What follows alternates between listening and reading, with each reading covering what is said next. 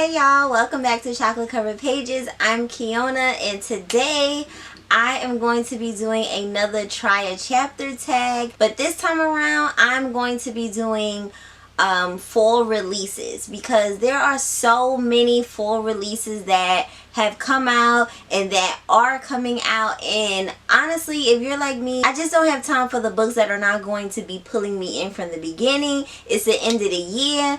We need 4 and 5 stars going forward if we can help it. So the purpose of this video is to kind of pick up some books that I have been looking forward to for the full season and read the first chapter of each of them, whether it's the epilogue and the first chapter or just the first chapter, and then I will decide at the end of this video which book I actually want to continue on with. So, no long talking, let me show you the books.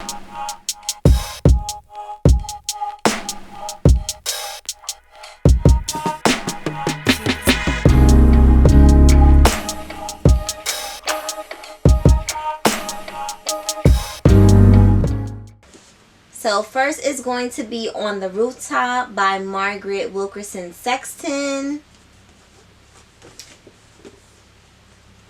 And The Two Lives of Sarah by Catherine Adel West.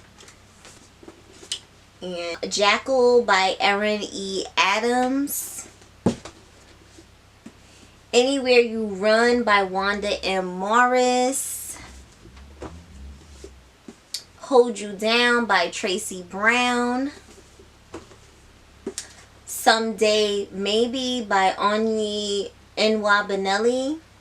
So those are the books that I'm going to be reading for this video. Well, those are the books that for the first chapters that I'm going to be reading. Before I go any further, hop down in the comments and let me know which book do you think I'm going to pick. Before I even get into the rest of the video, I want to know your predictions. Okay, so I'm back, y'all.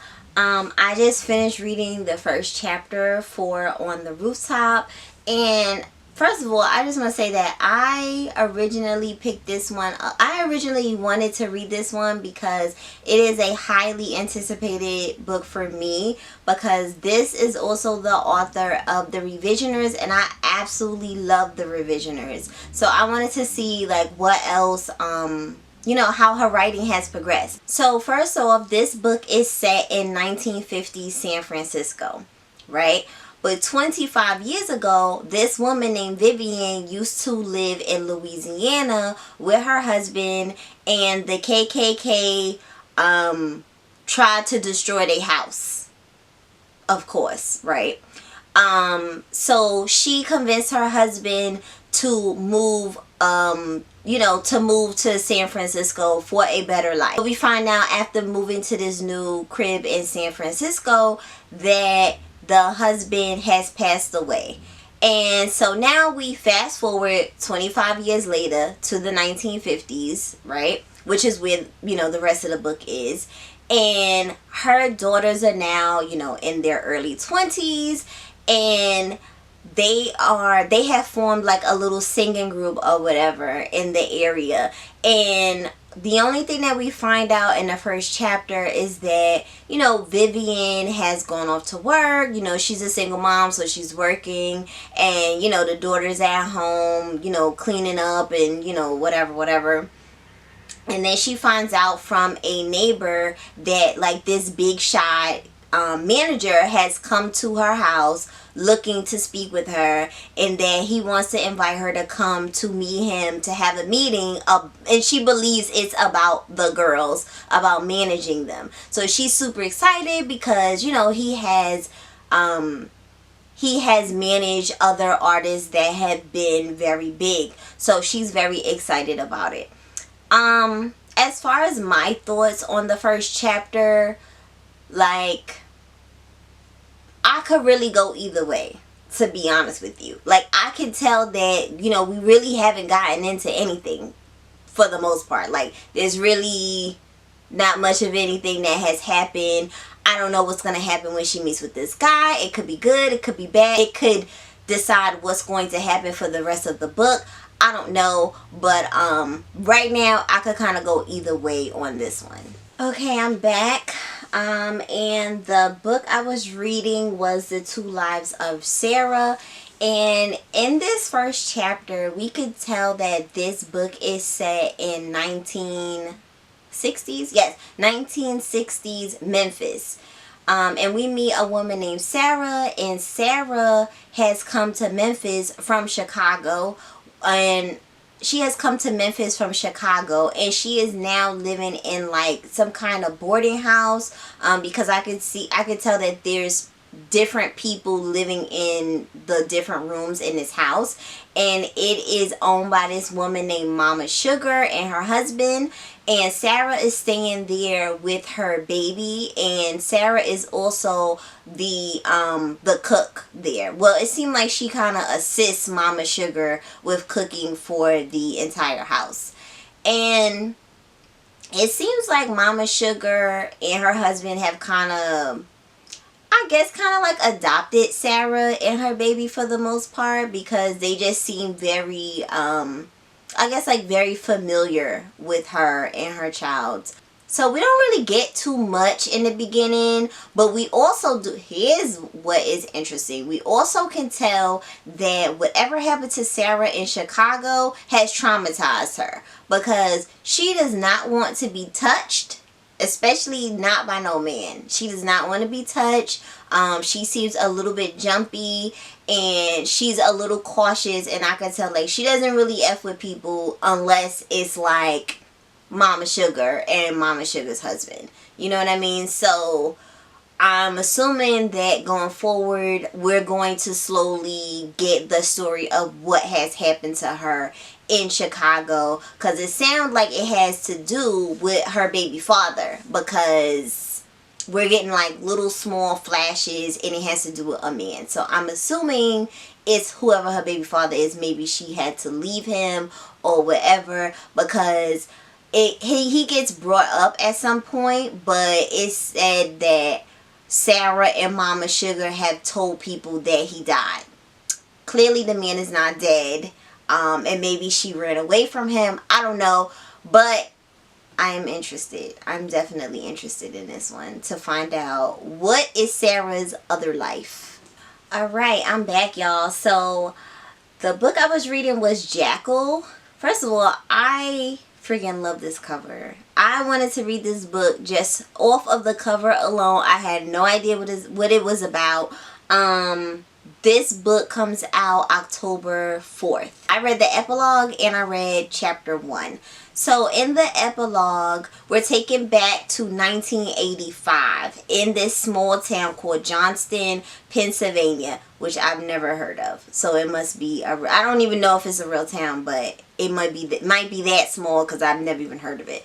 But anyway, and we meet a young girl named Alice, who was named after Alice Walker, which I think is super dope. But anyway, we meet a young girl named Alice, and she has a pretty overprotective mom, you know, as most of us do, you know, don't play out. And, you know, if she basically tells her daughter, like, if you're gonna go out in the woods, make sure that you have your bandana, you have your jacket on, you have on colored items so that you are not mistaken for some kind of animal in the woods. You know, Alice goes out into the woods with her friends playing around, and she does have these items with her. Her friends make it home and Alice does not. So and then we get like a little news article at the end of the epilogue, and it basically says that it was ruled an accident. But it appears that a hunter has shot and killed Alice, which is like, you know, trigger warning off the bat of reading about a child being killed, right? So then chapter 1 starts, and it is now present day. Present day is 2017, and we meet the main character. We meet this woman named Liz, and Liz is on her way to Johnston, Pennsylvania, which is her hometown, and she has not been in this hometown in 14 years. She had left and she went to New York. She's been living in New York this whole time, and now she's coming back to Pennsylvania. She is very anxious. She does not want to even be coming back here, but you know, her best friend named Mel, this white girl, is getting married, and she feels like, you know, okay, I guess I'll come. So she's kind of forcing herself to come just so she could be there for her best friend. And you know, her best friend has a daughter who is her goddaughter, so she wants to come and see them or whatever. So that whole first chapter is basically just Liz having anxiety about coming back. As soon as she gets off the train, there's a weird little moment between her and another black woman that she sees kind of lingering near the train station, like staring at her, and then she gives her like some weird flyer, some weird handmade flyer talking about, oh, you know, you seem angry, you seem bitter, you know what, being angry is good, you know, here. And then she gives her the flyer, but Liz does not even look at that flyer. She just puts the flyer in her back pocket like, girl, get on. And then she gets into her is it an Uber? I don't think they had Ubers. She gets into her taxi or whatever, and then now she's heading to her mom's house, where I think she might be staying.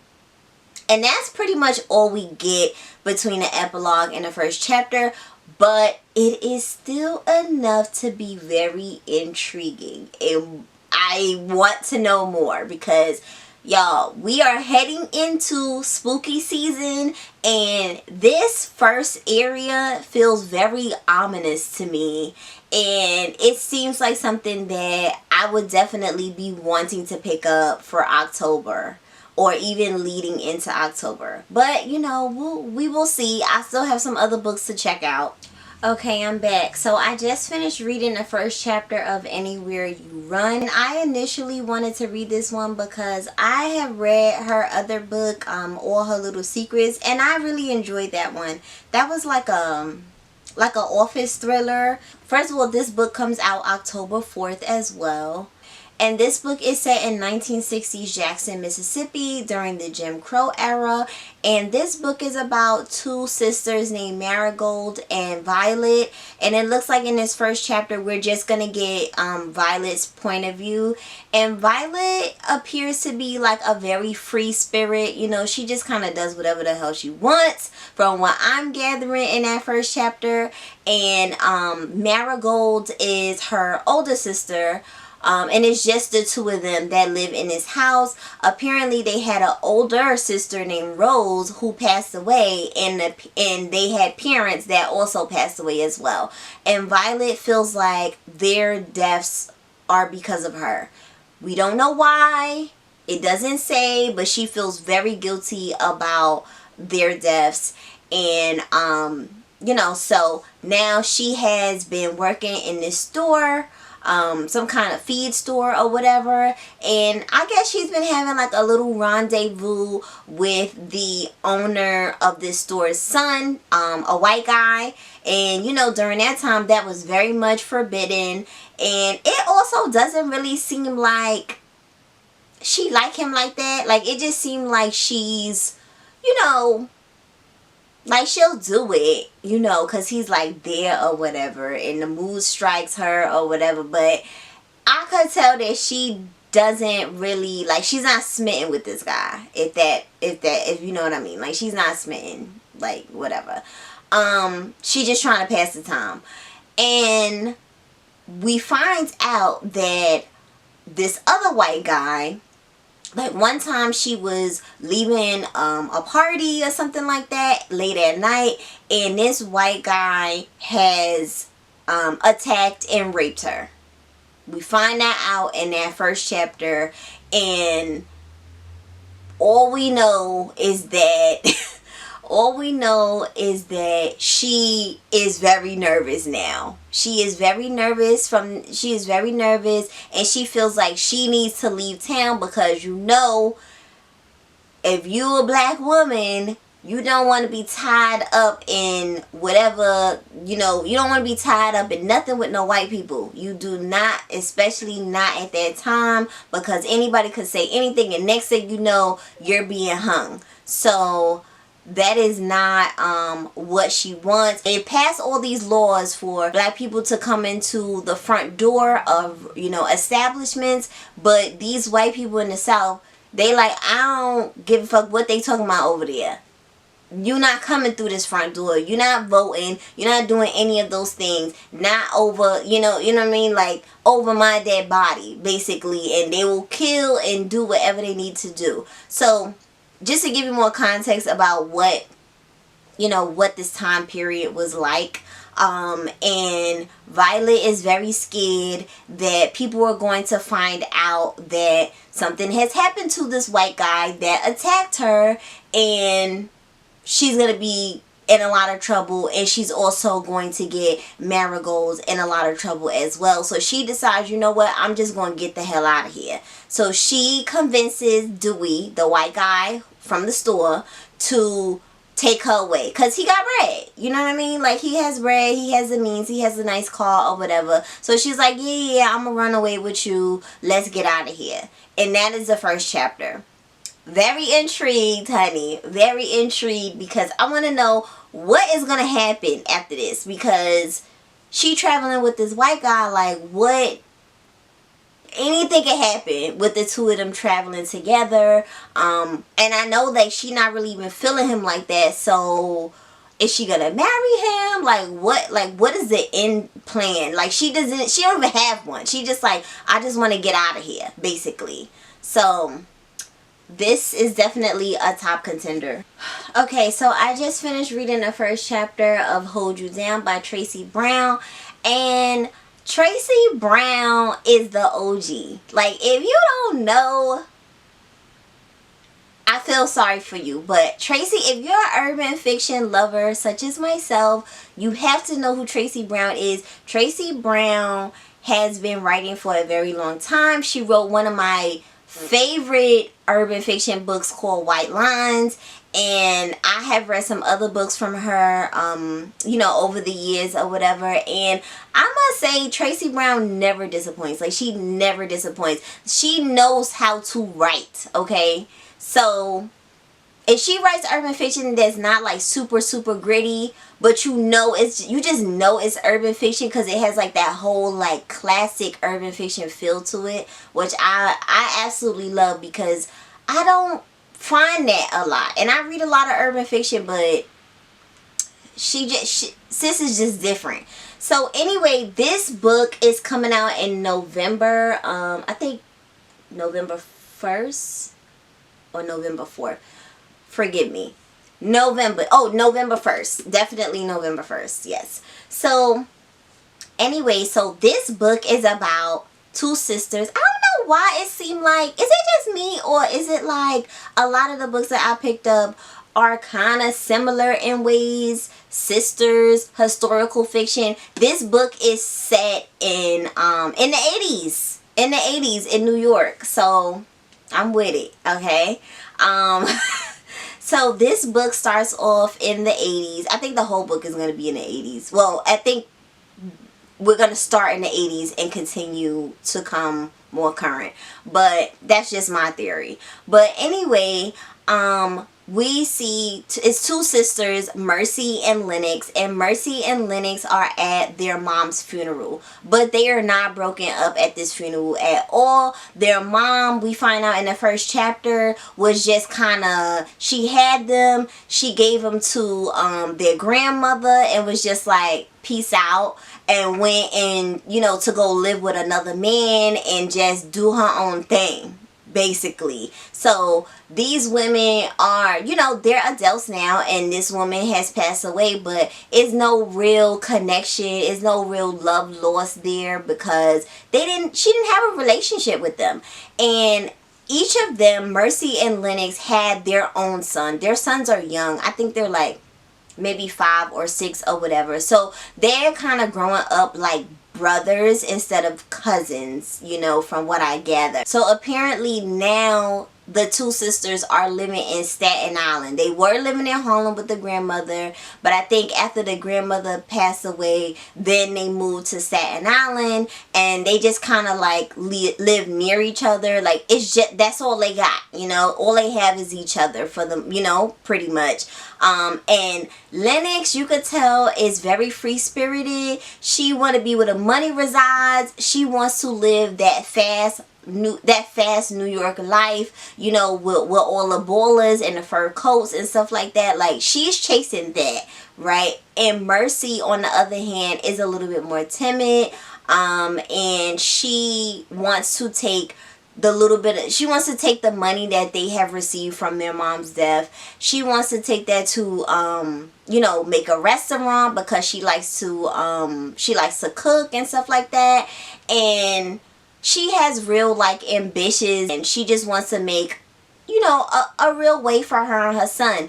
And her son also seems very similar to her. Like, you could tell, like, their sons seem like their own mom, which is kind of funny. But that's pretty much all we get in that first chapter or whatever. But I'm still very interested, because I have a feeling that Lennox is going to be very entertaining. And I could already tell Tracy Brown is in her bag with her writing, because I just want to keep going. I just want to keep going and see where this story goes. But I just finished reading the first chapter of Someday Maybe, and y'all, I was not ready for the first chapter of this book. I did not know what this book was about. I just really like the cover, because I love that she has an afro. But I didn't know what this book was about. I was just like, it looks interesting. This book, this first chapter is filled with so much grief. Like, I was not ready at all. Immediately, we find out that this woman named Eve, her husband has died, and he has committed suicide. So definitely trigger warnings for that if you decide to pick this book up. And this whole first chapter is just her telling us that she found him, which is traumatic in itself, right? She found him, and this whole first chapter is her family just kind of rallying around her. They're a tight-knit Nigerian family, and they're just kind of rallying around her, trying to get her to, you know, get out of bed, get herself together, you know, even just take a shower and stuff. And we just see her going through all these stages of grief, you know, the denial, the anger, the sadness. Like, it is hard to read. And honestly, I have to be honest with y'all. First of all, before I get to that, I do want to say that I love this writing. Like, I can already tell that the writing is going to just be it, okay? Because even though this author is talking about something so deep and heavy as grief, there's still a little bit of humor just kind of sprinkled in there, you know. And it's just like, the whole thing is supposed to be sad, but it's like, you could just tell we're going to get more than just grief in this book.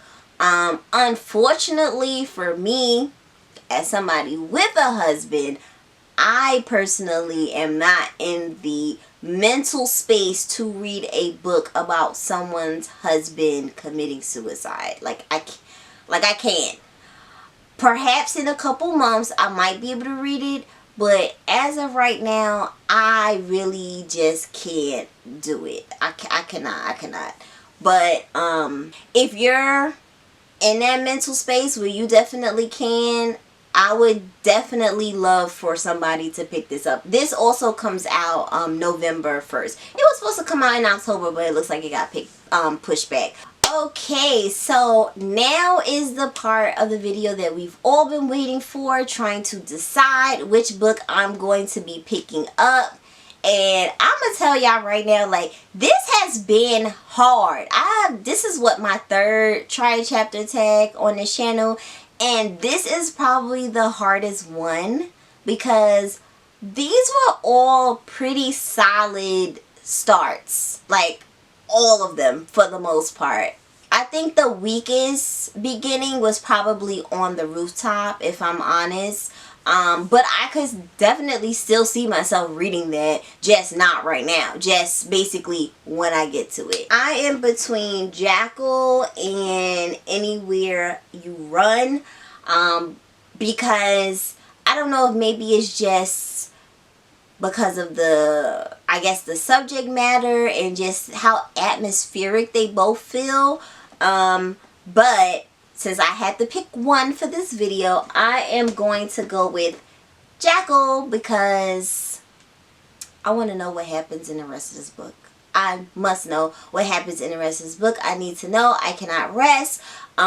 So you will definitely be seeing this book on my channel again, and I'll be letting you guys know how the rest of the book panned out for me. So that is it for this video. Definitely comment below and let me know, do you think I made the right decision? Which book were you going to pick? Make sure you subscribe and hit that notification bell if you haven't already. Make sure you also give me a like if you enjoyed this video so I can keep putting them out. I will catch you guys in the next video. Bye bye.